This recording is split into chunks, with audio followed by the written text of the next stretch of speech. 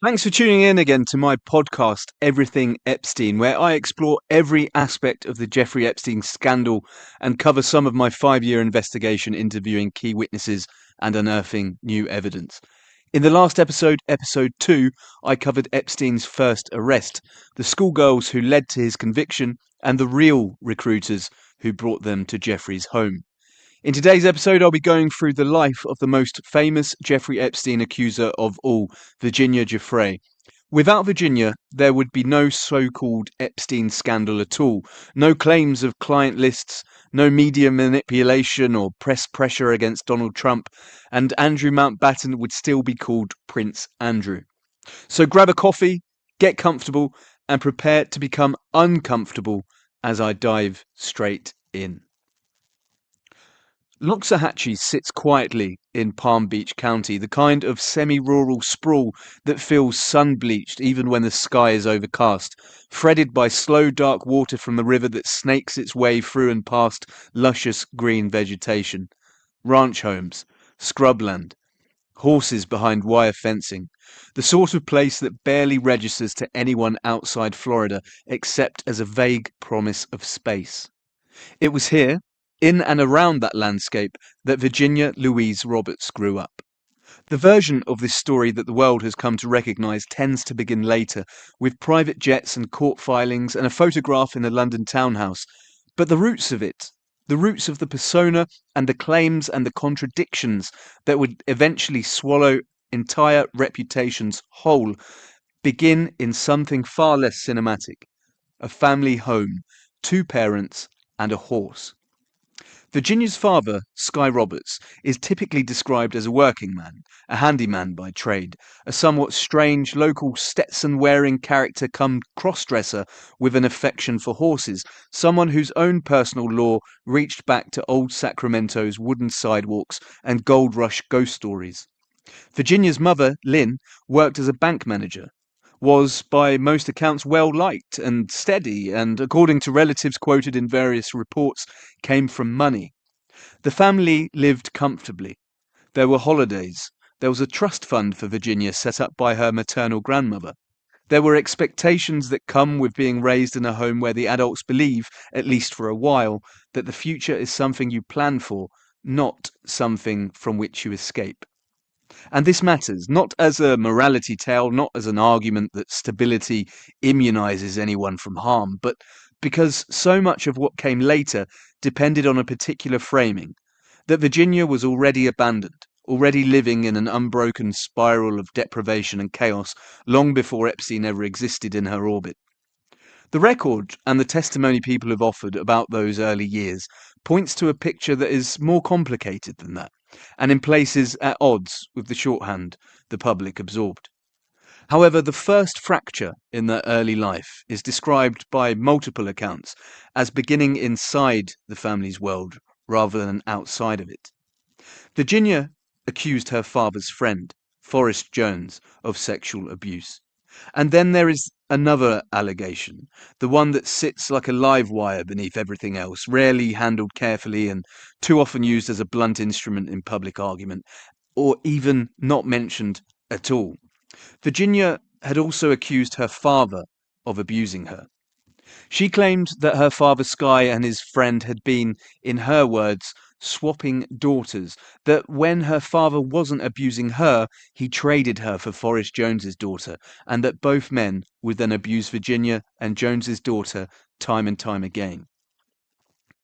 Sky Roberts has completely denied this. Virginia's family, despite recently demanding transparency in all abuse cases, have failed entirely to comment on the allegation.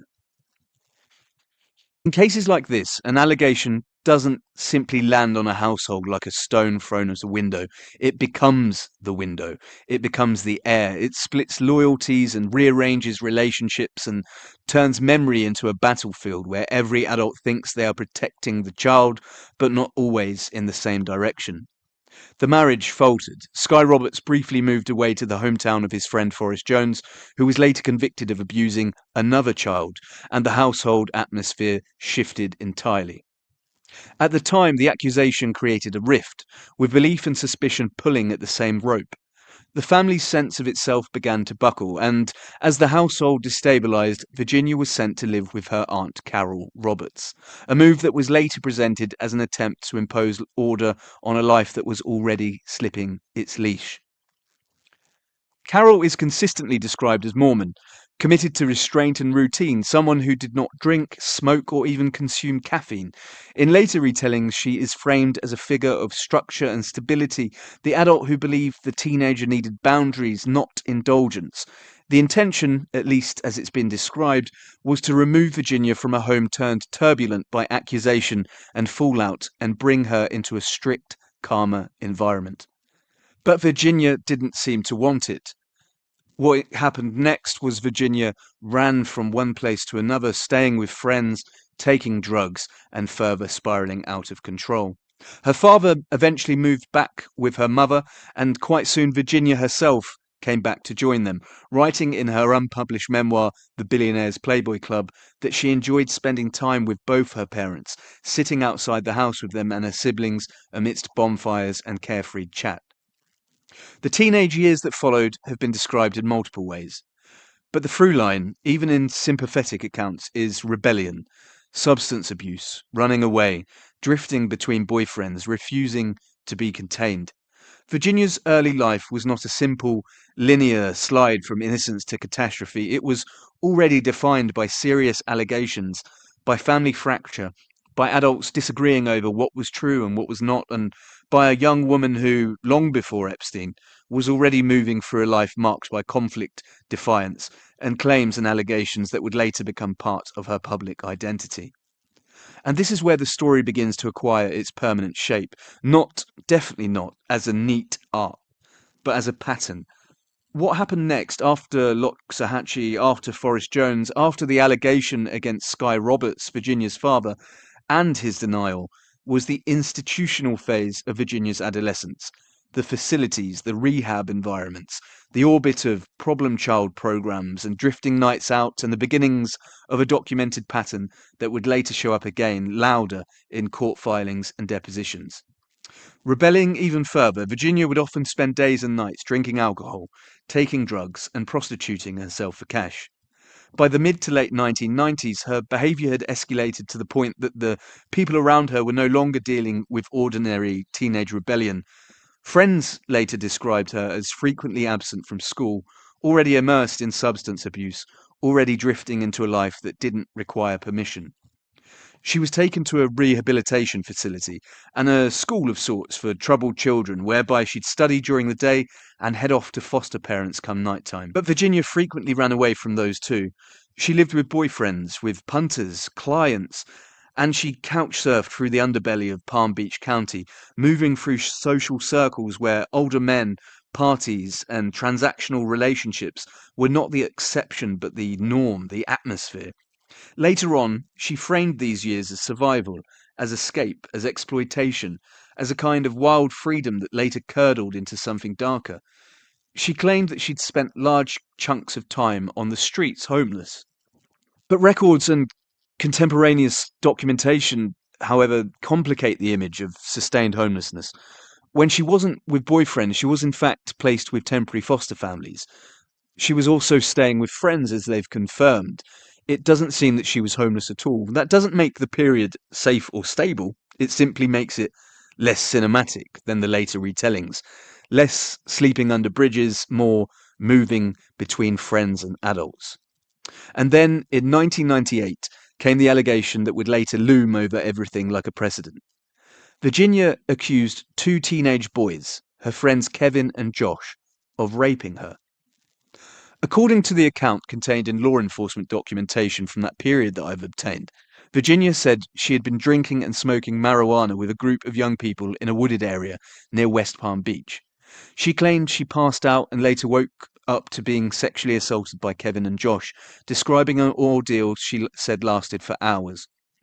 The boys, however, when later located and interviewed by police, maintained that the encounter was consensual and described it as a threesome. One witness I interviewed said that she had engaged in sexual activity with more than just two young men that night. Either way, Kevin and Josh cooperated with police. They didn't vanish. They did not lawyer up and disappear into silence. They spoke. One of them said that after the group had been drinking, he urged Virginia to sleep, and that she responded by asking him to keep her awake before initiating further sexual contact. Another detail that sits in the narrative like grit is that she went back to one of their houses after having sex with them. Police continued their investigation. Virginia's mother, according to the investigative notes, told a detective about her daughter's history of drug abuse and claimed she'd simply got in with a bad crowd, accusing local teens of drinking excessively and engaging, bizarrely, in satanic worship.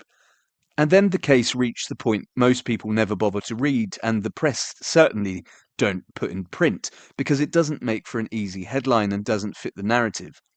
Holes were found in Virginia's story, numerous contradictions. A previous report whereby she'd made an allegation of rape, yet was instead found to have been giving a partner oral sex on someone's front lawn. Prosecutors declined to pursue charges. The stated reason that the court gave was that the matter was mired by inconsistencies, and that there was concern about Virginia's lack of credibility and the likelihood that there would be no success at trial. In other words, the state did not simply shrug its shoulders. It investigated, it assessed, and it decided it did not have a case it believed it could prove. It did not believe Virginia Giuffre. Years later, Virginia would tell the world that she had been held captive, raped, trafficked to the powerful, the rich, impregnated, forced into abortions, forced into a life that she did not choose, a life in which she was not an actor but a prisoner. The mythology would congeal around that. The public would begin to treat doubt itself as a kind of moral crime. But back in the late 1990s, before Epstein, before Andrew, before Maxwell, the records show something more ordinary and more unsettling.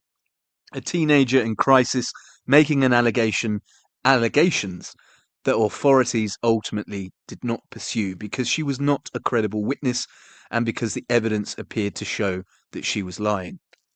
That was not the only contradiction that would later appear when Virginia tried to explain her pre-Epstein years. In a memoir draft written much later, long after she had become a global figure, she introduced another storyline into her adolescence, one involving an older man, Ron Eppinger.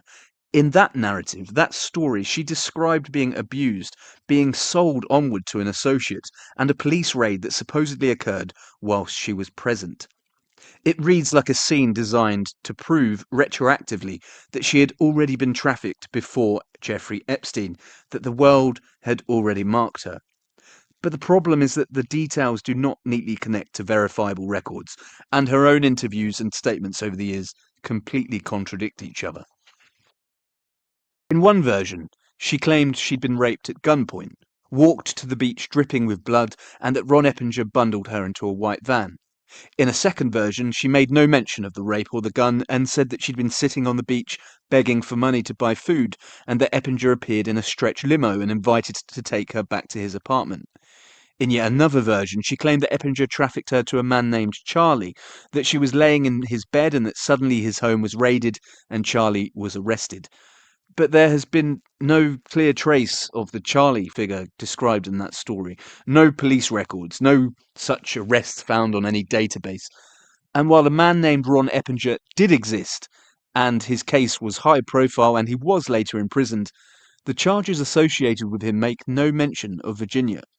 Even Virginia's own aunt, Carol, whom she remained close to and who has spoken in other contexts about Virginia's life, reportedly indicated that she had never heard this allegation from Virginia at the time and only became aware of it years later through the press after the Prince Andrew narrative had begun to dominate the headlines. Again, it's proof of a pattern where the past is rewritten in later drafts, where new convenient villains appear long after the fact, where timelines grow more dramatic as the stakes grow higher, where the story expands and expands and expands, and where Virginia attempts to insert herself into other people's timelines to portray herself as a victim. By the end of the 1990s, Virginia was no longer simply a troubled teenager bouncing between adults and institutions. She was a young woman with a documented history of instability, substance abuse, false accusations, prostitution, and at least one major allegation that the state declined to prosecute on credibility grounds. She was also, by multiple accounts, charismatic, sexualized in presentation, and already learning the power of narrative, the power of attention, the power of being the person in the room whose story takes up all the oxygen. Philip Gadurion was one of Virginia's former friends, whom she dated when they were both in their late teens. The following is an excerpt from an audio recording of him talking to me about Virginia when I interviewed him. I met Virginia first when we were about 14 or 15 years old, and was in a little rehab for juvenile adolescents in Lake Worth, Florida.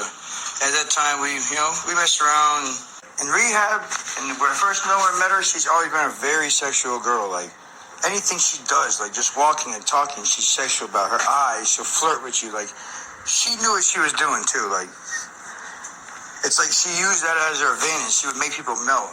I know that in group she talked about sexual things, and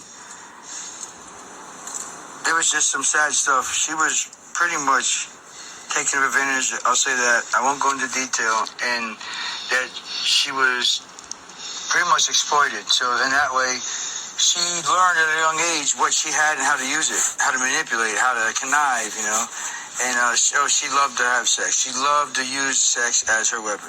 She would love to fuck. She would care. Two people go over, she loved to suck dick. She would fuck. She would like anything. And in her ass, she was just fuck. She was down for whatever, bro. Nympho.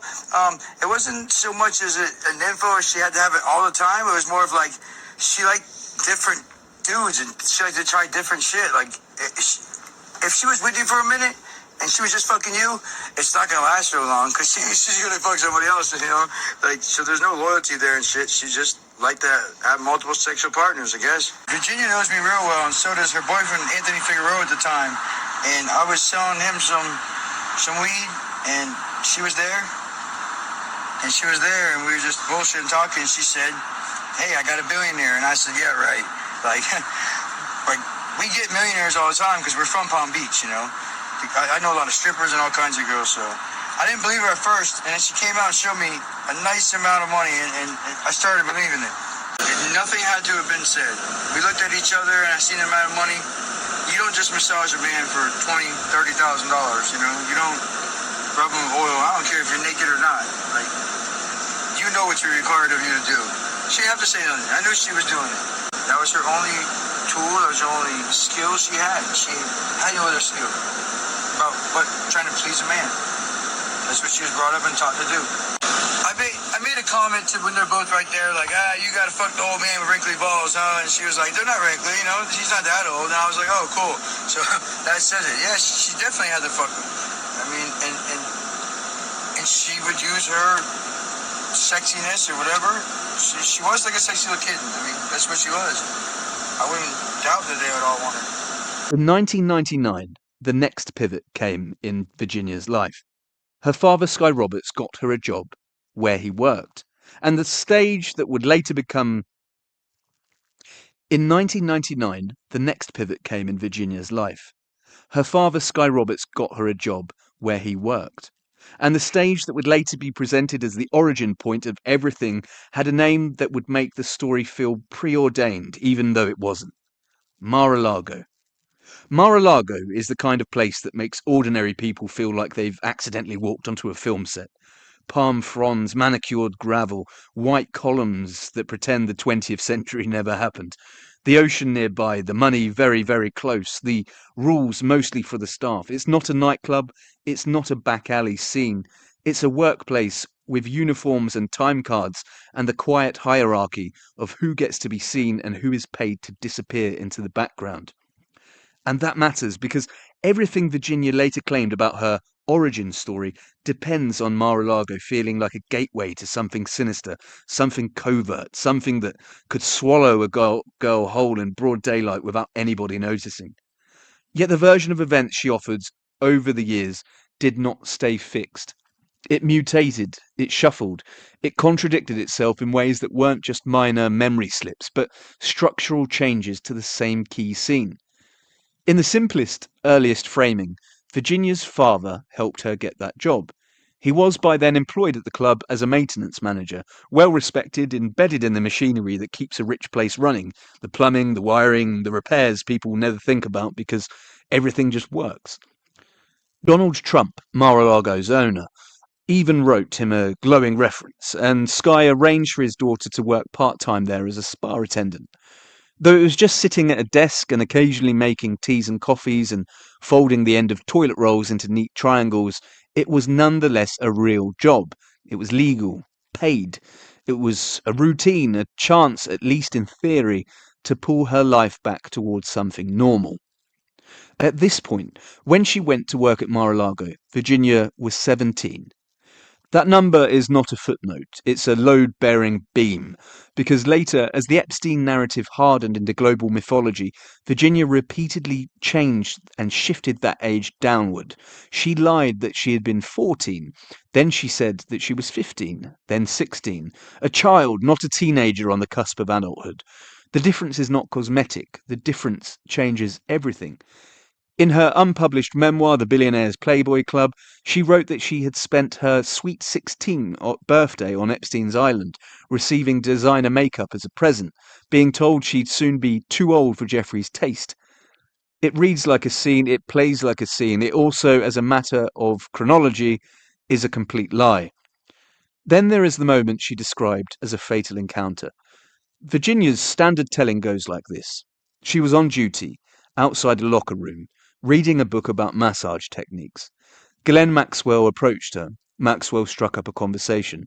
Maxwell offered to introduce her to Jeffrey Epstein for work. It's neat, isn't it? A perfect little hinge in a story. A wealthy, glamorous woman plucking a girl from the worky shadows of a luxury club. A casual conversation that becomes a lifetime's headline.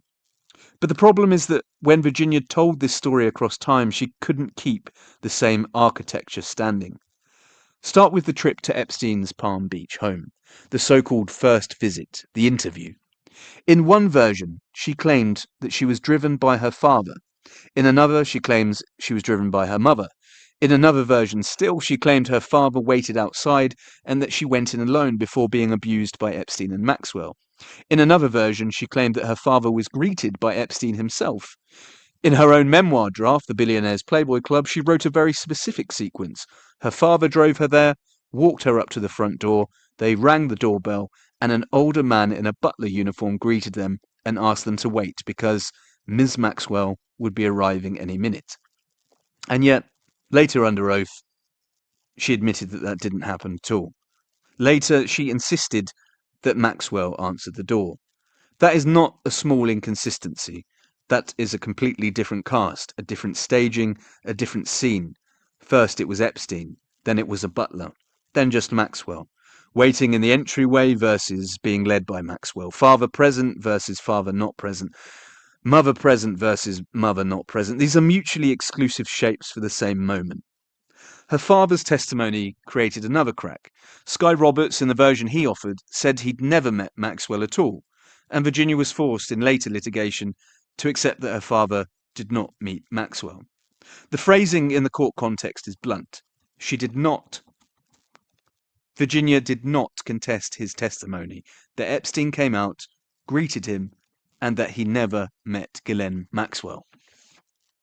And then Maxwell, in her own deposition, offered yet another account, one that undercut Virginia's most dramatic claims about what could have happened in that time window. Maxwell said Virginia was driven by her mother, not her father. Maxwell claimed she was outside speaking to Virginia's mother during the visit, and that the events Virginia later alleged could not possibly have occurred as described if she was outside the entire time. So there you have three irreconcilable versions of the first visit, each linked to the same supposed origin moment, each pulling the story in a different direction. And then there's what Virginia originally told the press when her story first became a commodity. In the 2011 Daily Mail piece, the one Sharon Churcher, a journalist from Britain, paid for, Virginia is recorded as describing being told to go upstairs and being led by another woman, not Maxwell, another woman. The phrasing matters because it anchors the story before later lawsuits made Maxwell a more convenient target. In that original telling, Virginia confirmed that Maxwell did not engage sexually with her. The person who instructs her, who leads her up the stairs, is unnamed and clearly identified as not being Ghislaine Maxwell. But later, as legal strategy and public narrative shifted, Maxwell becomes the door opener, the upstairs guide, the presence in the room, the one implicated in hands-on wrongdoing, despite Virginia beforehand not accusing Ghislaine Maxwell at all, and despite there being no evidence that Maxwell was involved. This is the heartbeat of the problem. The story's most crucial elements, the elements that should be solid if they are true and Virginia was telling the truth, have changed depending on the needs of the moment.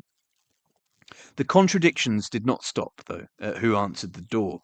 Virginia claimed that after that first meeting she returned to Epstein time and time again, that she worked as his travelling masseuse, and that she was kept essentially as a sex slave. Initially, Virginia repeatedly claimed she was Epstein's sex slave for 4 years, a phrase that became part of the public incantation. Yet the same record she relied on elsewhere shows she ceased contact with Epstein by September 2002, when she left the United States and went to Thailand. Even if you take Virginia's highest contact timeline and squeeze it until it hurts, you cannot possibly get 4 years. You get, at the very, very most, 2 years that she was in Jeffrey Epstein's orbit.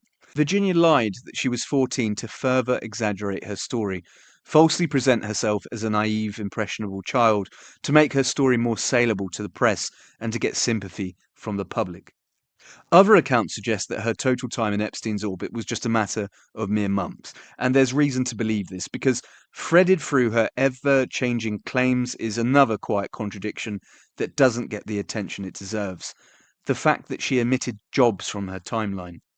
When questioned later about her employment history, she stated that Mar-a-Lago was the first job she could recall ever holding.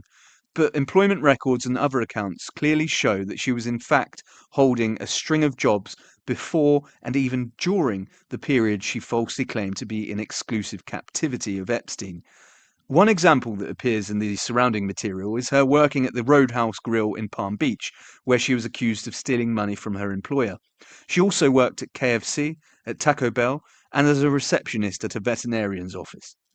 The reality that she was not a sex slave at all, nor was she some sort of prisoner. She lived in her own apartment.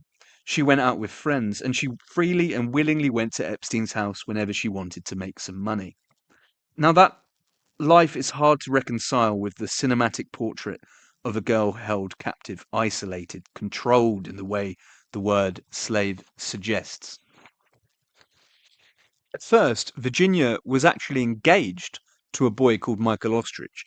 They rented an apartment in Palm Beach, paid for by Epstein, and they planned to get married. They planned a future together. And now we arrive, however, at Tony Figueroa, because the story is never just the rich people. It's the boyfriends, the friends, the messy, ordinary relationships that don't behave like a tidy victim narrative. Whilst she was engaged to Michael, Virginia started having an affair with drug dealer Tony Figueroa. She then kicked Michael out of the apartment, and during the entire time she knew Jeffrey Epstein, she lived with and was in a relationship with Tony. She and Tony shared the same social network of friends. They smoked weed together. They partied together. And when Virginia wasn't heading off to make money from Epstein, they spent every day in each other's company. Soon, Virginia was 18, a legal adult. She'd left her job at Mar-a-Lago and she was working at a restaurant whilst occasionally going back to Epstein to make quick money by prostituting herself. The Virginia Giuffre the world was sold, the one preserved in the language of captivity and omnipotent control, is hard to square with a young woman who had boyfriends, who freely came and went, who kept returning to familiar people, who had a mobile phone, a car, and who smoked weed, headed out to prostitute herself, and then came back again with stacks of cash. I know that this is hard to understand, and it's hard for me to say because I get a lot of abuse for it. But this was not captivity, nor was it sexual slavery.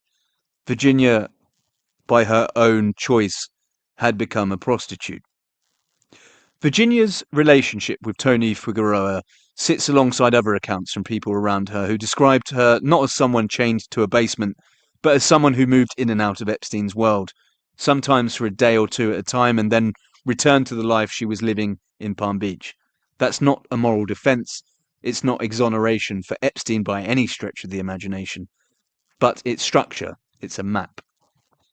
Another boyfriend of Virginia's, Anthony Valadares, said that she would brag about briefly going to, as she put it, the millionaire's house and then coming back with cash.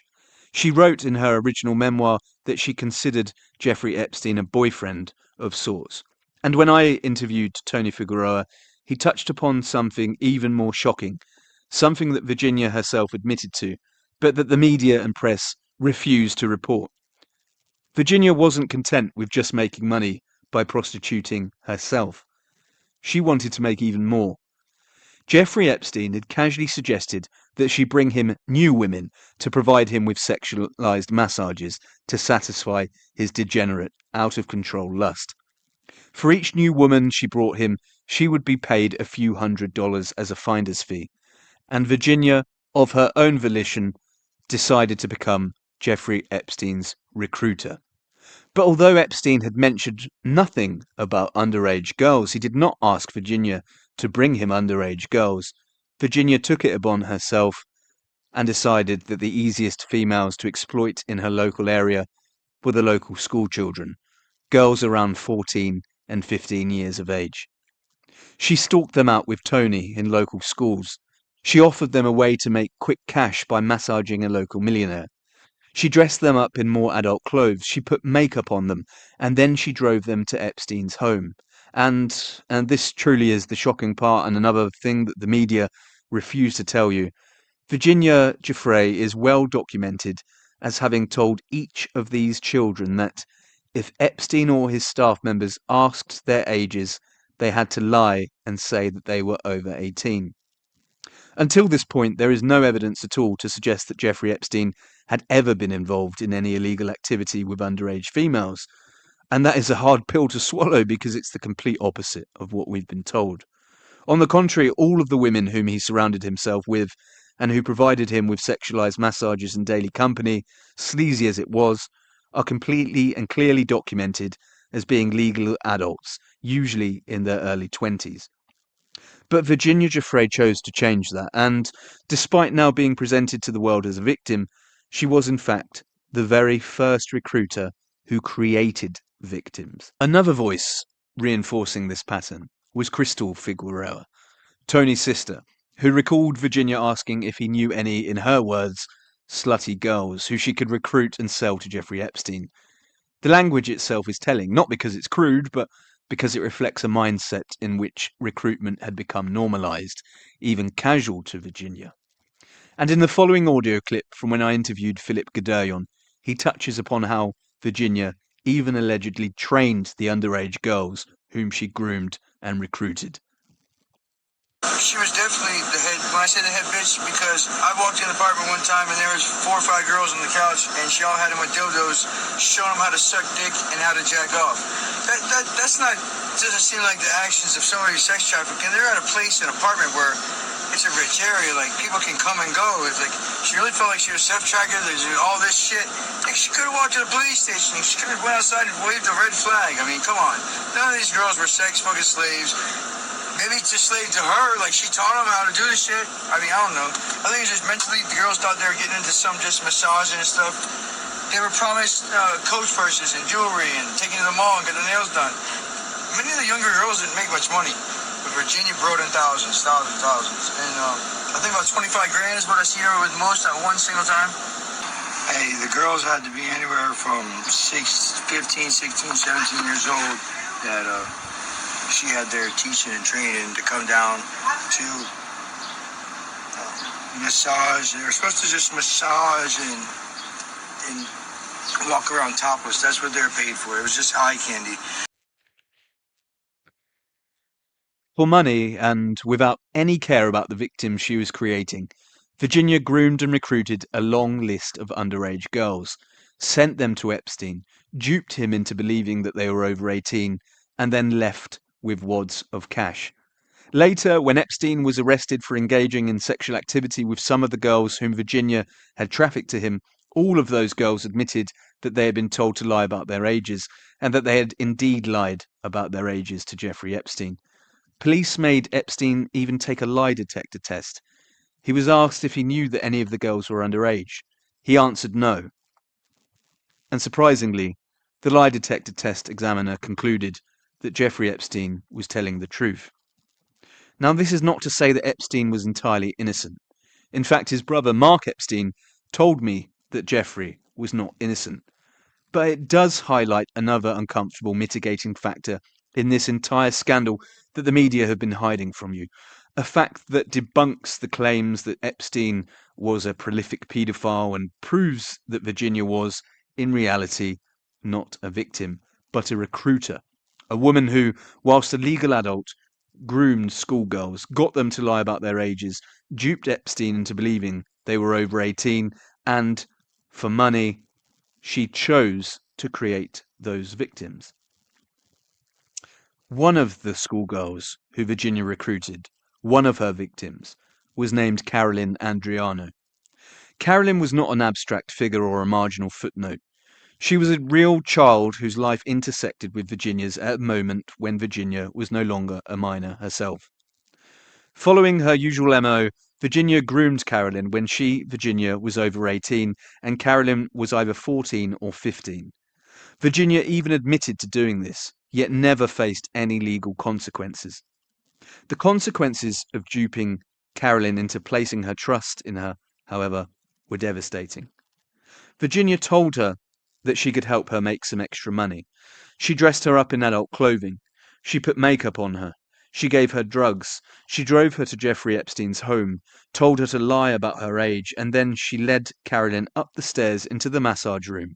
And while there, Virginia straddled Epstein and began to engage in sexual activity with him before coercing Carolyn, a child, to join in. Carolyn's later life was marked by instability, addiction, trauma, and repeated attempts to regain control. When she died in 2023, sadly found in a West Palm Beach hotel room, her death was treated as an isolated tragedy.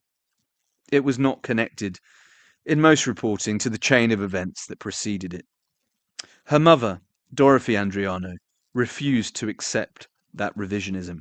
She was and still is appalled by how the media have intentionally lied and have falsely presented her daughter's recruiter and abuser as a victim, while ignoring Carolyn because her story undermines the established narrative. Dorothy has spent years trying to tell her daughter's story, not as an addendum to someone else's narrative, but as a case in its own right. She has heavily criticised Virginia Giuffre of grooming and exploiting Carolyn, of knowingly placing her in harm's way, and of later attempting to silence her with money when the possibility of legal action arose.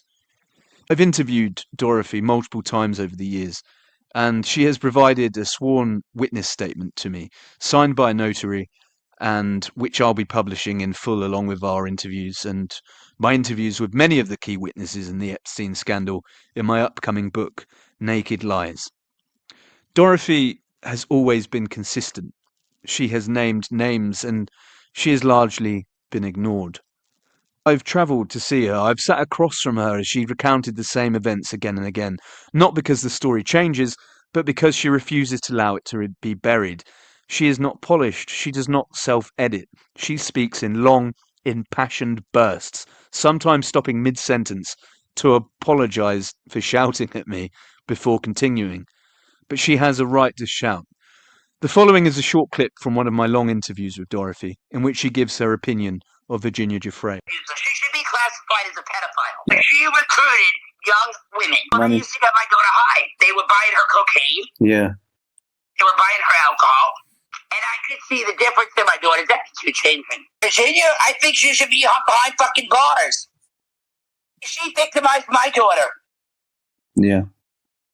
She victimized her. She's the one that recruited my daughter, knowing what the fuck she was involved with, what she was doing, and knowing it was wrong.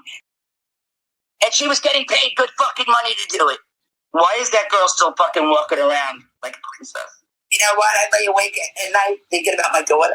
Yeah. I lay awake at night thinking about all the shit that has happened and the people that were wrongfully accused. Yeah. And the people that should be fucking accused and suffering are like living in paradise. Virginia Giuffre was never charged for her role in recruiting minors like Carolyn. That fact remains unchanged. Her death, as sad as it is, does not alter it, nor does it erase the consequences borne by the families of her victims. The tragedy here is not singular, it's layered.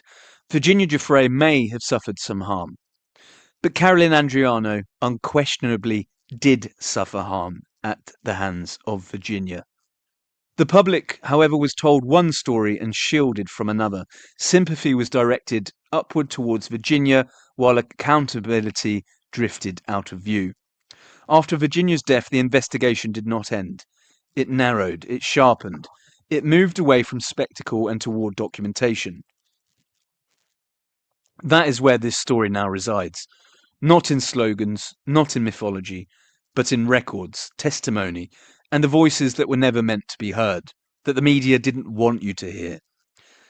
If Carolyn Andriano's story exposes the human cost of what was left out of the public narrative, then the accounts provided by Virginia Giuffre's former partners and associates explain how that cost accumulated over time, quietly, repeatedly, and largely without interference.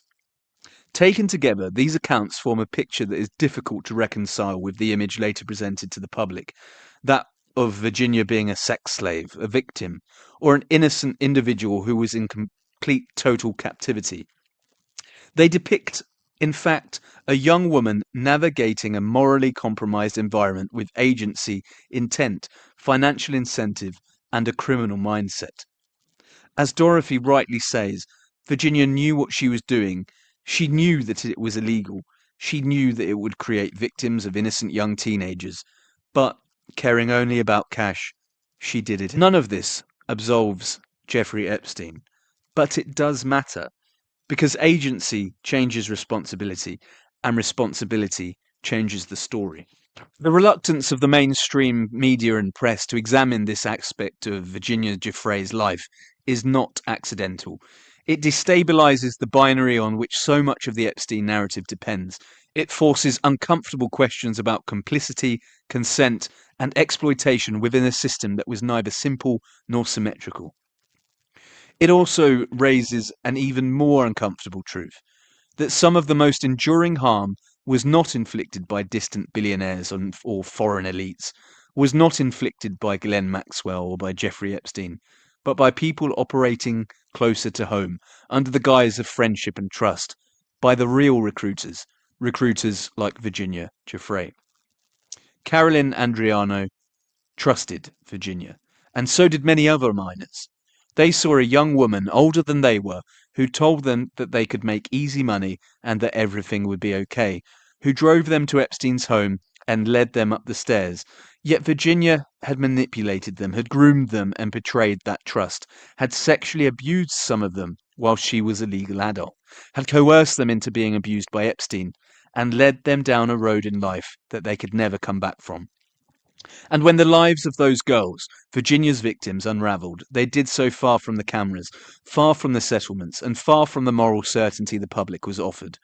Put simply, prosecutors and the press ignored Virginia's victims and Virginia's crimes because they were inconvenient witnesses, inconvenient parts of the story.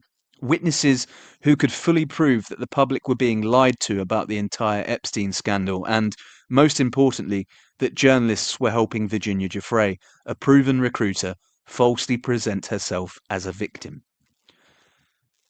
Initially, however, Virginia avoided the spotlight.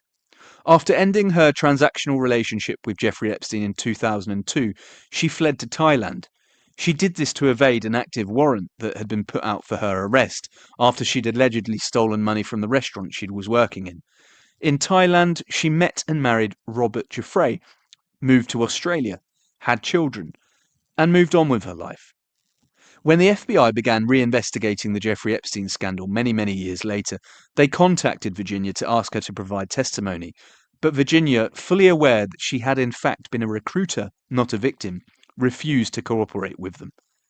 It wasn't until she saw other women filing lawsuits and saw that they were receiving huge compensation payouts and was then put in touch with lawyers who protected her and who wanted to represent her and who wanted to get money from her and for her, that she decided to come forward and try her luck at claiming that she too was a victim.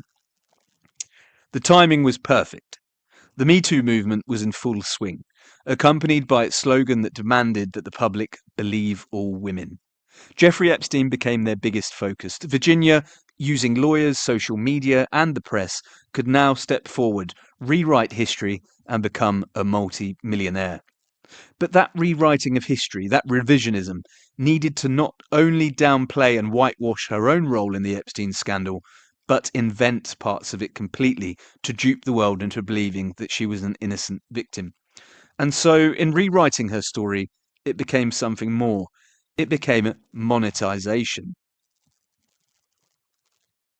And if Mar-a-Lago is the hinge in that story, the British journalist Sharon Churcher is the cash register.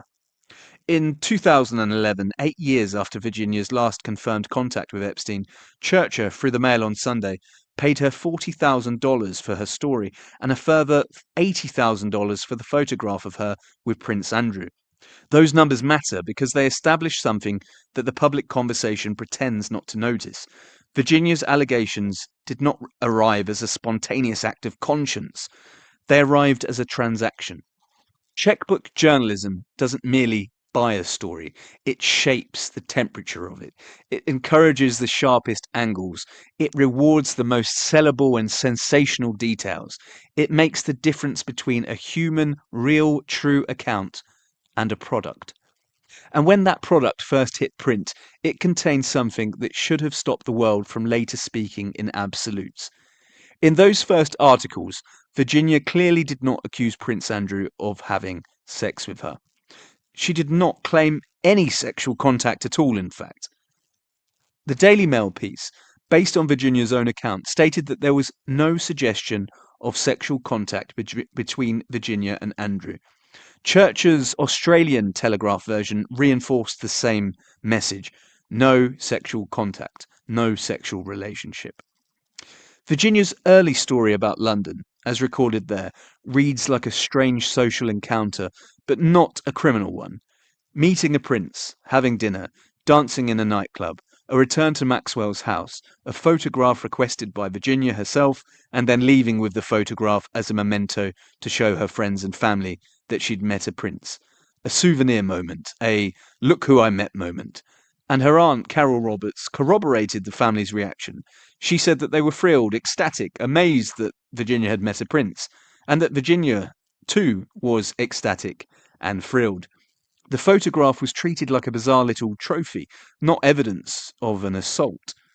When I interviewed Carolyn Andriano's former long-term partner, Sean Hort, he in fact told me that Virginia went on to use that photograph to groom other victims and convince them that, should they come with her, they too would be able to have their photographs taken with the rich and famous. Now, whether we believe that or not, whether we even believe that the photograph is genuine, I will go more into that and more in my upcoming book. And yet, that's where the ground shifts under your feet, because later the world will be told that the photograph was taken seconds before Virginia was raped. But the earliest printed version doesn't say that at all. In fact, it says the opposite. Virginia clearly said that, yes, she'd met Prince Andrew, but no, she did not have sex with him. Which leads to the inevitable question: what changed? The answer is that after the first articles came the next ambition, the next potential money-making opportunity: a book deal. Sharon Churcher convinced Virginia to write a book, a memoir, and promised her that she would serialize it in the Mail on Sunday so that both Virginia and Sharon Churcher herself would financially benefit from it. In May 2011, Virginia emailed Churcher asking for help remembering names of who she could claim she'd slept with and who Epstein sent her to. This is the kind of detail you don't scrub clean. It reveals the mechanism. An alleged victim asking a journalist to remind her who she was trafficked to so she could name drop properly in a book proposal. Virginia wrote in a recent memoir that she could never forget the face of someone who had raped her. Yet years earlier, here she was asking a journalist to tell her what names to mention because she had no clue whatsoever who she was supposed to claim had raped her. And Churcher replied in a way that is chilling precisely because it's so casual. She encouraged Virginia to use the term trafficked. She suggested names. And she specifically suggested Trump's former lawyer, Professor Alan Dershowitz. She wrote to Virginia that he is, and I quote, a good name for your pitch. But she acknowledged that there was no proof that Dershowitz had ever done anything wrong. Virginia's response was gleeful. She wrote, thanks, Shazza. I'm bringing down the house with this book. Sharon Churcher then bought her a thesaurus. She told Virginia that what motivated her was deadlines and money. She put her in touch with a literary agent. She told her to elaborate on her story about Prince Andrew. She put her in touch with an FBI agent. She told Virginia to write the book in the style of a Roman Clef, which contains part fact, part fiction. She told her to add big names to make the book more sensational and saleable. But then, when they pitched the book to agents, they shockingly presented Virginia's fictionalized story as being 100% fact.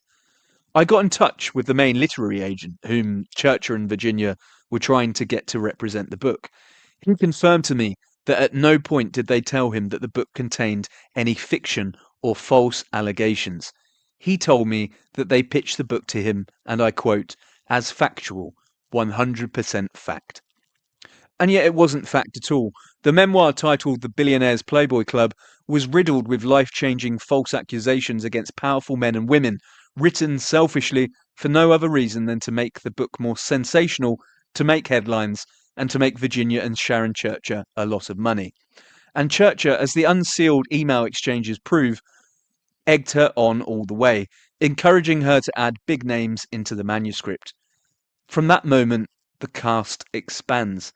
And from that moment, the Prince Andrew story begins to transform from no sex into sex, and then into rape, and then into multiple alleged sexual encounters, and then into an alleged orgy, and then into a weekend with the prince in Santa Fe, and then into contradictions under oath where she disavows or forgets the very details she once wrote in vivid prose. The early version, the first version of her story, was neat because it was limited. It had boundaries, it had a photograph and a night out and a social weirdness that didn't automatically become a felony. A photograph of Virginia Giuffre allegedly standing beside Prince Andrew and grinning like a Cheshire cat. But Virginia and Sharon Churcher didn't want the story to end there, because if the story ended there, then so too did the money. The next version of Virginia's story needed escalation to keep paying dividends. And that escalation did not happen in a vacuum. It happened alongside a book pitch, alongside coaching, alongside name suggestions, alongside the economics of headlines. This is where Virginia took Sharon Churcher's advice and added Alan Dershowitz into her book, despite never having even met him. And when shown photographs of friends of Jeffrey Epstein, including a photograph of Dershowitz, to point out anyone whom she claimed she'd been trafficked to, she was unable to point Dershowitz out or even know who he was. She then wrote in her manuscript that she had met Dershowitz, but she did not claim she'd ever had sex with him. But then, years later, when the book deal came to nothing and she needed to invent more stories to sell to the press and media, suddenly out of nowhere, she filed a lawsuit falsely claiming that she had been trafficked to Epstein, to Alan Dershowitz, to Prince Andrew, and to foreign presidents. This is where Churcher's later reversal becomes so important, because she didn't just quietly drift away. In a phone call to publisher Tony Lyons, she condemned Virginia, called her coverage of the story as checkbook journalism, described Virginia as a liar, as a prostitute, and framed her lawsuits as something close to open blackmail. Churcher said that Virginia lied about her age, that she was older than the 15 story suggested, and that she'd been on the game before recruitment. She said she didn't believe the Dershowitz allegation, pointed out his name wasn't even in her original stories, and speculated that Virginia's lawyers had pushed it. But, unethically, you will likely have never heard or read about Churcher's condemnation of Virginia, and shockingly, Churcher continues to make money by writing articles praising Virginia and further promoting her false allegations, despite calling her a liar and a prostitute. She wants you to ignore the reality that she in fact knew full well that Virginia was lying. Churcher wants you to be kept in the dark about how she knew that Giuffre had lied, and that one of those lies revolved around her allegations against Dershowitz. During the investigation I've been carrying out for well over 5 years now, I've interviewed Professor Dershowitz a few times. Here is what he had to say about Virginia Giuffre and the false allegations she made against him.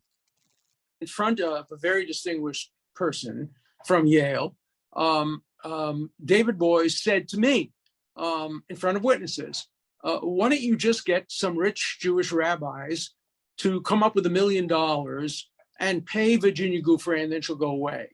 And then we have a tape recording of me with David Boies, in which he said if Jeffrey Epstein would just pay her a lot of money, she would go back to Australia, not write a book, not say anything about Jeffrey Epstein. So clearly, she was seeking hush money. She wanted hush money, and she got paid probably lots of hush money. We know she's been paid over $6 million and probably closer to $10 million, and she wants to get even more.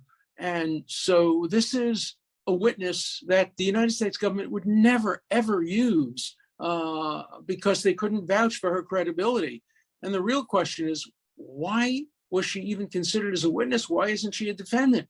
Why wasn't she in the dock? She has committed the same crime that Maxwell was accused of committing, and in some respects worse, a 13, 14-year-old girl who she trained and brought to Jeffrey Epstein for money. And she was well above the age of consent when she did this. She was old enough to serve in the armed forces. She was old enough to sign a contract. She's old enough to be, in America, under American law, charged with murder if she committed a murder and executed. She is an adult. And there's no evidence that she was compelled to bring Carolyn to Jeffrey Epstein to satisfy his sexual pleasures. Do not believe anything Virginia Giuffre says about anybody. Nothing should ever turn on the word of that serial perjurer and that trafficker and that woman who has based her whole life on earning money for sex. Let me again repeat it. She started her life by earning money by engaging in sex. Then she moved to becoming a trafficker, and she earned money for bringing young girls to Jeffrey Epstein. Then she earned money by falsely accusing people of having sex with her. She continues to do that. She has accused some of the most prominent men in the world of having sex with her. They have all denied it. Her own lawyer, Brad Edwards, said on television that she did not have sex with Leslie Wexner. She swore she had sex with Leslie Wexner between 5 and 10 times. Her own lawyers have said she was wrong, simply wrong, in accusing me. That's on tape too. And yet there's no investigation. And the worst part of it is the media will not permit this side of the story to be told. Let's go back to the accusations. The history of the accusations against you by Virginia the timeline. If people were allowed to hear the timeline, which they can now, they would seriously not just question it. I believe that they would believe that Virginia Giuffre is discredited because she began never mentioning you at all, did she? Until she received an email from Sharon Churcher from the Daily Mail suggesting that she include you into a book that she was actively seeking to sell and get an agent for. She mentioned your name. Even in that book, she didn't then mention that she had been assaulted by you, had sex with you in any way. Or even met me. She said in the book, she never met me. She just once saw me. Let's remember this, that in the beginning, she speaks to the FBI. The FBI shows her pictures, including a picture of me. And she doesn't identify me as somebody she had sex with. She basically tells the FBI she did not have sex with Alan Dershowitz. Then she tells Sharon Churcher she did not have sex with Alan Dershowitz. And then Churcher writes her an email saying, but you ought to put Dershowitz in your book because he's famous. He represented Klaus von Bülow. He was in the movie Reversal of Fortune. It will help you sell your book to put Dershowitz in your book. So she puts me in the book, but as someone she did not have sex with. She said she had sex with George Mitchell, the former peacemaker in Northern Ireland. She said she had sex with Jacques Cousteau's granddaughter, Alexandra, who never met her. She said she had sex with a bunch of other people. Another Harvard professor named Stephen, I know who he is, but his name is under seal. She says all those things, but she says she did not have sex with Alan Dershowitz. And she makes a deliberate decision to commit perjury and submit a false affidavit, suddenly making up the story that she met me, she had sex with me, including in front of my house in Cambridge, including on an airplane with 2 women and in a car with 2 women, including in places I've never been since the time that she met Jeffrey Epstein, including in places I couldn't possibly have been during the relevant period of time. So she made up the entire story. She had a premeditated attack on me and my family. I am the victim of her perjury, her extortion plot, and her attempt to shake down people for money. I must note here that in yet another massive blow to Virginia Giuffre's credibility, Virginia later revealed to the world that she had not been truthful in her allegations against Alan Dershowitz. Dershowitz proved, with financial records and travel documents, that her story of meeting with him couldn't possibly be true. Her own lawyer, David Boies, admitted that she was, in his words, wrong, simply wrong, and Giuffre begrudgingly issued a carefully worded statement that was intentionally barely covered by the press. She claimed she was mistaken in accusing him. The press didn't want to promote this statement too much because they knew that we'd all be able to easily read between the lines and understand the truth. Virginia Giuffre had lied, and Alan Dershowitz was an innocent man. By the time Virginia Giuffre's account reached its most public form, the version that would harden into a global morality play, the story had already begun to behave less like memory and more like revision. Not revision in the sense of clarification, but revision as escalation, with each new retelling adding detail, certainty, new twists, and gravity where earlier accounts had been narrower, vaguer, or explicitly absent. Nowhere is this clearer than in the evolution of the Prince Andrew allegation. As I've already mentioned, in the earliest paid-for accounts, including the Daily Mail and the Australian Telegraph articles written by Sharon Churcher, Virginia did not allege sexual contact with Prince Andrew. The articles were explicit about that absence. They described a social evening in London, a dinner, a visit to Tramp nightclub, dancing, a return to Glenn Maxwell's home, and a photograph allegedly taken at Virginia's request. The language mattered. There was no suggestion of sexual contact. Churcher herself later reiterated that this was what Virginia told her at the time. When this changed, and for cash, she started claiming that she had had sex with Prince Andrew, she couldn't get her story straight because it's harder to invent a believable lie than it is to simply recall the truth. Virginia alleged that she and Prince Andrew shared a bath together in Maxwell's London home. She described the room as Victorian in style, with a large freestanding Victorian bathtub in the centre of the room that the two of them comfortably lay in together. Subsequent inspections of the bathroom, however, showed that no such bathroom even existed, that there had never been a large Victorian bathtub within it, and that the small modern bathtub attached to the wall, not in the centre, was unlikely to accommodate 2 adults, let alone a man of Andrew's build. This is not a matter of interpretation, it's simply a matter of scale. Virginia also claimed that Prince Andrew provided her with alcohol at Tramp nightclub and that he drank vodka. This claim persists despite Andrew being widely documented as a lifelong teetotaler, a fact corroborated by former partners, by staff, and by decades of public record. The photograph itself remains a problem. The original has never been produced. Virginia initially said she did not know where it was. Later, she claimed it was in the garage of a relative in Australia. She then said she could not afford to retrieve it, despite having earned millions by that time from media deals and settlements. The absence of the original, in a case so dependent on proof, has never been adequately explained. But to me, it's a red herring.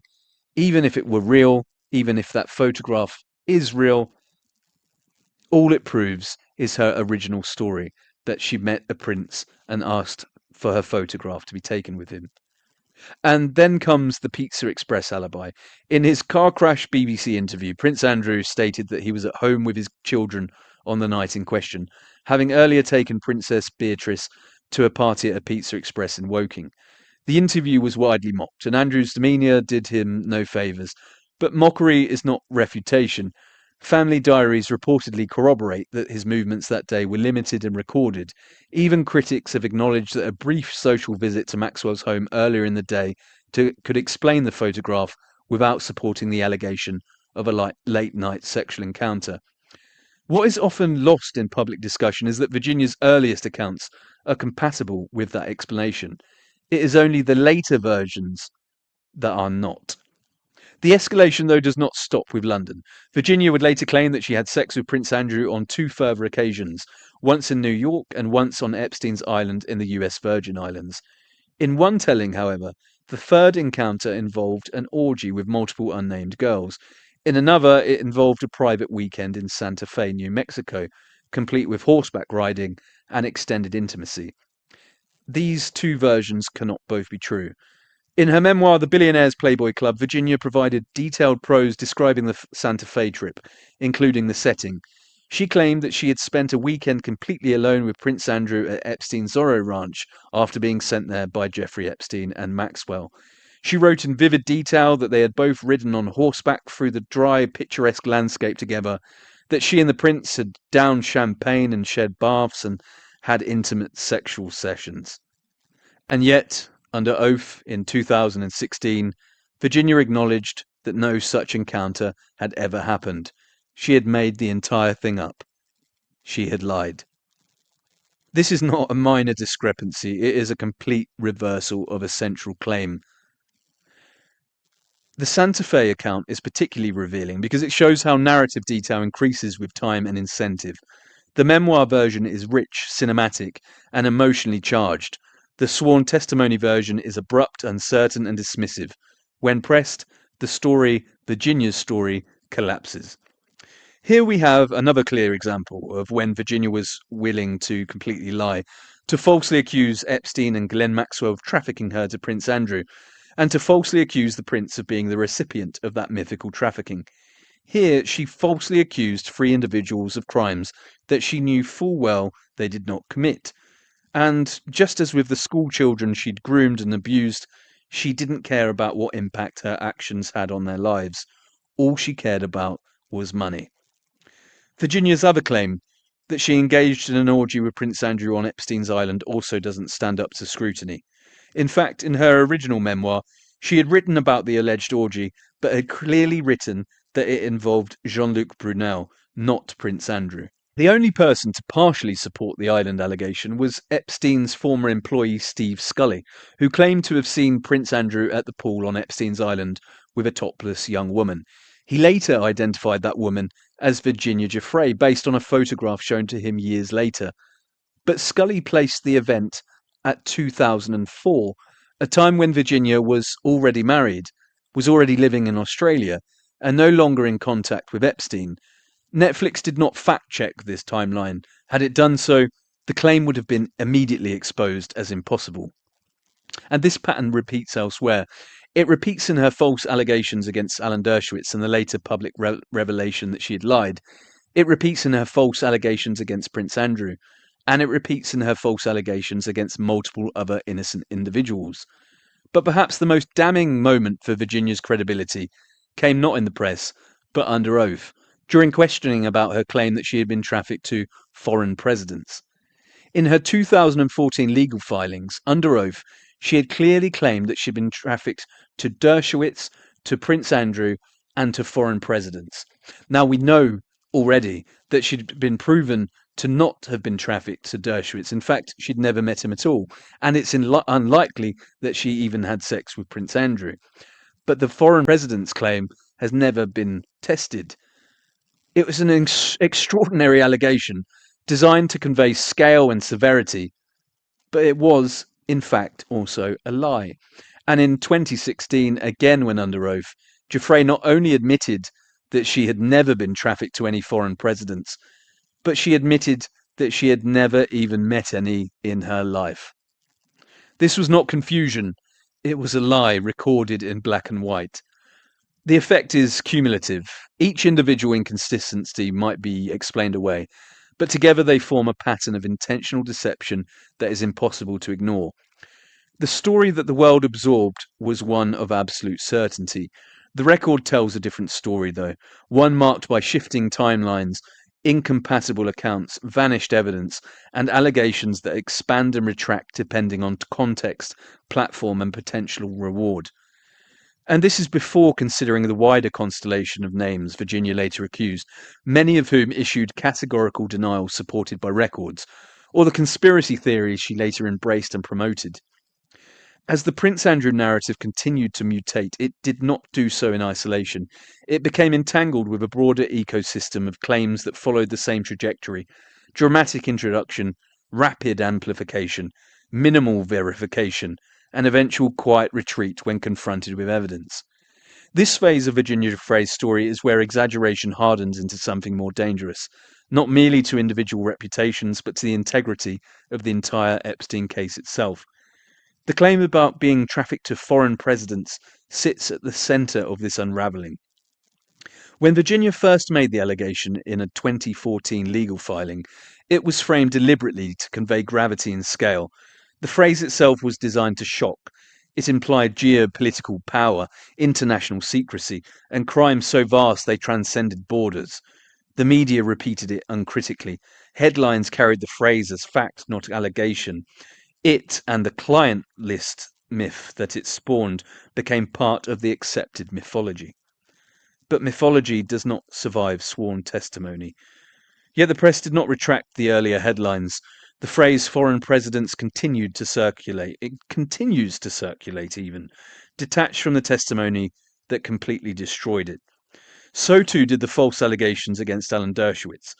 Virginia's lies being allowed to dominate the public's understanding of the entire scandal because journalists continue to refuse to report the truth. Another claim that quietly evaporated under scrutiny involved Heidi Klum. Under oath, Virginia stated that Klum had travelled on Epstein's private jet, but flight logs later released showed conclusively that Klum had never been on Epstein's plane whatsoever. Klum issued a public statement denying any connection to Epstein, and the allegation was found to be false. Similarly, Virginia alleged sexual encounters with Alexandra Cousteau, the granddaughter of the famous explorer Jacques Cousteau. She claimed that she'd been trafficked and had sex with Glenn and Eva Tubin, Paris Hilton's father, Senators George Mitchell and Bill Richardson, and a string of celebrities and famous faces. In each case, the pattern repeated: dramatic claim, denial by the accused, supporting records contradicting Virginia's claims, and Virginia eventually abandoning her lies but leaving them to fester online and in the public imagination until they helped spawn the myth that Epstein was operating a global sex trafficking operation and there existed a client list of powerful names.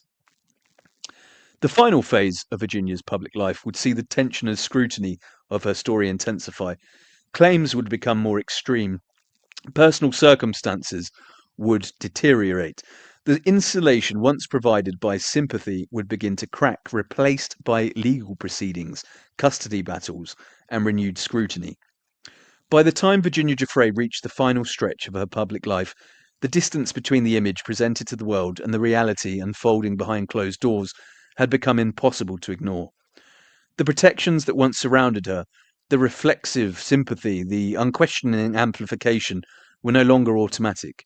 What replaced them was something colder and far less forgiving: court records, custody filings, and consequences that could not be managed through interviews or carefully worded statements. It was during this period that Virginia made another extraordinary claim. She announced that she had been involved in a serious car crash with a school bus and that she had only days left to live. The claim spread rapidly online. Social media accounts sympathetic to her story treated it instantly as fact. Messages of support poured in. Once again, emotion moved faster than verification. But as with so many of her previous assertions, the story did not withstand even basic scrutiny. There were no police reports, no hospital records, no corroborating medical documentation, no evidence of catastrophic injury. The story appeared, performed its emotional function, and then quietly disappeared when questions were asked. In reality, as the police, multiple witnesses, and the driver himself later confirmed, Virginia had once again simply made up a story to get sympathy and attention. She had lied, not caring one bit about the impact it might have on the lives of other people, including the innocent bus driver whom she did not collide with. What it revealed was not merely dishonesty, but desperation. Because behind the scenes, Virginia was losing ground in ways that could not be disguised.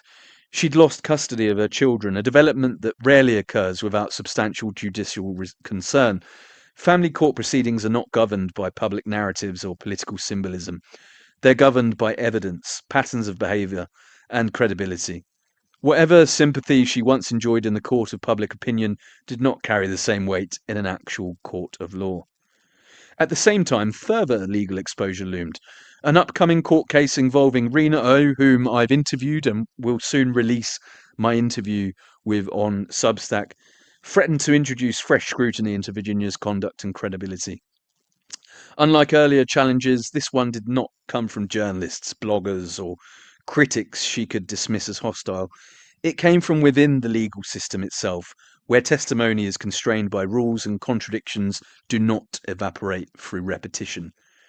Those close to the situation would later describe a woman under immense pressure, not from a shadowy force or conspiracies, but from the cumulative weight of her own false claims. Each new assertion had been layered atop the last, each contradiction buried further than resolved, until the structure itself became unstable. There was no clean way to unwind it. Retreat meant admitting falsehoods, persistence meant escalating financial risk.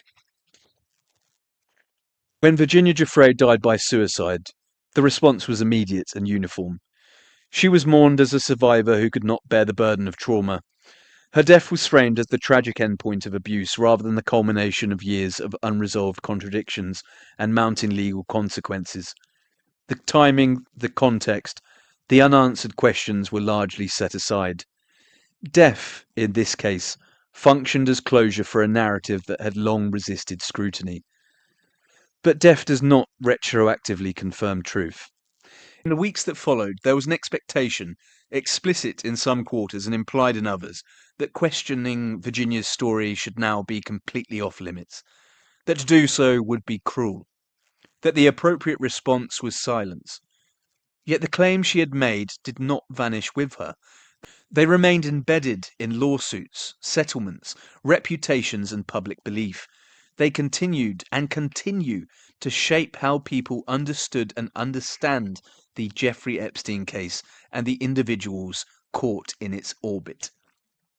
And so that has made silence impossible. It was after her tragic death that one aspect of Virginia Giuffre's life began to receive renewed, if still limited, attention. Not the allegations she made against powerful men, but the admissions she made about her own actions. Admissions that had existed in the record for years but had rarely been examined in full. The fact that Virginia Giuffre was not a victim, but a villain. Not a survivor, but a recruiter. And that, chillingly, some of her victims are still out there now, completely ignored by the press because their stories of victimhood debunk the many myths that journalists have been writing for over a decade, and because they and the newspapers and media outlets they work for continue to make a fortune from printing sensational fictions rather than serious facts. For more than half a decade, I've been investigating that neglected strand of the story, Virginia Giuffre's false allegations and history of recruiting and abusing underage girls. After Virginia's death, the willingness to confront this reality has increased slightly, but not enough. The focus remains upward, towards power rather than outward towards consequence. The recruitment narrative was acknowledged in passing, if at all, and then swiftly abandoned. Yet it remains there, embedded in testimony, interviews, and personal writings, waiting to be reckoned with. This is not about rewriting history to protect the powerful. It's about refusing to flatten history to protect a narrative. At the end of this story, there is a temptation to look for resolution in the familiar places. A verdict, a confession, a villain finally unmasked. But the Epstein scandal has never worked that way, and the Virginia Giuffre narrative is no exception. What survives is not closure, but residue. Claims embedded in court filings, reputations reshaped by headlines, lives altered and destroyed by accusations that can never be fully walked back, even when the evidence underneath them completely collapses. The most uncomfortable truth is this: the version of events the public absorbed was, simply put, not the truth. It was curated. Certain facts were amplified relentlessly, while others were treated as radioactive. Contradictions were excused as trauma, demonstrable falsehoods were reframed as confusion, and where the record became too difficult to defend, attention simply shifted elsewhere. The effect was cumulative. Over time, belief hardened into certainty, and certainty into orthodoxy. Virginia Giuffre became untouchable, not because every claim she made was proven, it was in fact the opposite, but because questioning her became socially impermissible. And yet the truth never stopped speaking. It's just that journalists refused to listen to it. It spoke in depositions where she corrected herself under oath. It spoke in medical files that contradicted her harrowing memoir passages. It spoke in emails where names were suggested rather than remembered. It spoke in journalists' private conversations where the same reporter who launched her story later described it as checkbook journalism and openly questioned its truthfulness. It spoke in flight logs, employment records, and timelines that refused to bend to narrative convenience. It also spoke in silence. In the silence surrounding Carolyn Andriano. In the silence surrounding girls who were never given documentaries or book deals. In the silence surrounding admissions that did not fit the template of a perfect victim. The Epstein case did expose monstrous behaviour. That is not in dispute, but it also exposed something else, something less dramatic but no less corrosive: how modern scandal is constructed, how stories are monetized, and how truth becomes negotiable once it is entangled with profit, politics, and moral signalling. Virginia Giuffre did not invent this machinery. She learned to exploit it and to operate within it, and for a time she operated it very effectively. But by the time her story collapsed under the weight of its own contradictions, it was too late. Settlements had already been paid. Accusations had calcified. Entire chapters of the public record had been written in ink that could not be erased. Her suicide was tragic. It should never be trivialized. But tragedy is not a substitute for accountability, and death does not retroactively validate falsehoods. After she died, there was an opportunity to pause and reassess, to separate sympathy from certainty, to revisit the record without fear of being labelled cruel or disloyal. And that opportunity was largely missed. Instead, the narrative was embalmed. What remains now is the work that should have been done many, many years ago. The slow, thankless work of reading everything, of lining up dates, of asking why certain claims were made when they were made, and who benefited when they were believed, of listening to voices that were never supposed to compete with a symbol. For more than half a decade, I've been doing that work, not because it is comfortable, but because it's necessary.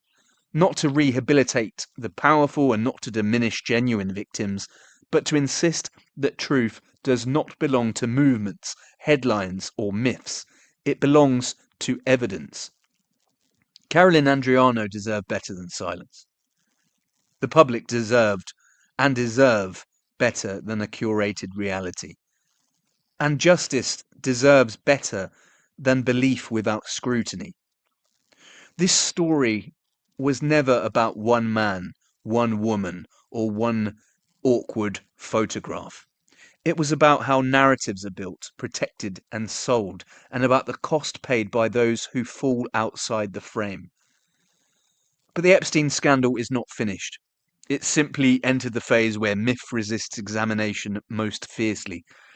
That is precisely why examination matters now more than ever, and exactly why, despite it costing me my job, I'll continue to dig for the truth and to expose one of the biggest media lies in living history, to raise awareness of how naked lies and the Me Too movement were weaponized to make millions, and to reveal and give a voice to the real victims in this entire sordid scandal.